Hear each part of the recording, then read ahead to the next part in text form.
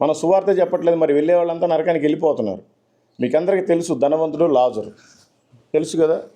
ఈ లాజరు ఏం చేసేవాడు? దరిద్రుడు ఆ ధనవంతుడి దగ్గర ఇట్లనే కూర్చునేవాడు. ఆయన తినంగా మిగిలిన రొట్టె ముక్కలు, అన్నం మెతుకులు, ఆ ఎముకలు ఏవో పడేసేవాడు.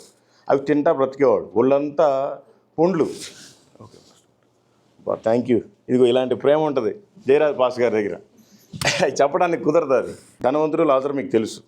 ధనవంతుడు బహుగా సుఖించేవాడు, బాగా తినేవాడు, త్రాగేవాడు, ఆయన ఇష్టానుసారం జీవించాడు.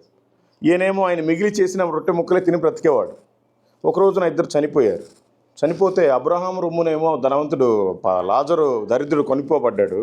ఇతనేమో పాతాళానికి వెళ్ళిపోయాడు.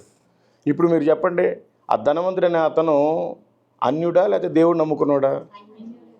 తప్పు. మీరంతా తప్పులో ఉన్నారు. దేవుడు నమ్ముకున్నవాడే. ఆయన ఏమని పిలుస్తున్నాడు? అయ్యా తండ్రివైన అబ్రహామా, నేను ఈ పాతాళంలో యాతన పడలేకపోతున్నాను ప్రభా, ఆ దరిద్రుని ఒకసారి నా దగ్గరికి పంపించు, ఆ చిటికిన వెళ్తుంటే నీళ్లు చుక్కేమో నేస్తాడేమో, నేను బ్రతుకుతానని కేకలు పెడుతున్నాడు. కుదరదు. నువ్వు బ్రతికినప్పుడు చాలా తిన్నావు, సుఖించావు, నీ ఇష్టానుసారం జీవించావు. నీకు అక్కడే నీకు నాకు మధ్యలో అగాధం ఉంది, రాను కుదరదని చెప్తున్నాడు.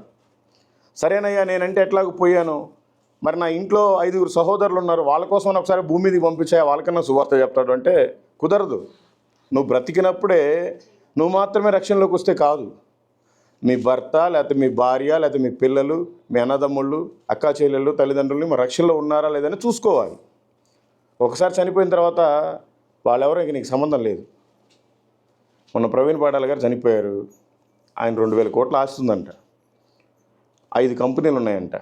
ఆయన చనిపోయిన మరుక్షణం ఆ కంపెనీస్కి బాస్ ఆయన కాదు, ఆ భార్యకి భర్త ఆయన కాదు, ఆ పిల్లలకి తండ్రి కూడా ఆయన కాదు. ఈ భూమి మీద ఉన్నంత వరకే. అందుకని ఈ భూమి మీద ఉన్నంత వరకు మనం కూడా మనకు తెలిసిన వాళ్ళని రక్షణలోకి తీసుకొచ్చుకోవాలి, లేకపోతే చాలా ప్రమాదం.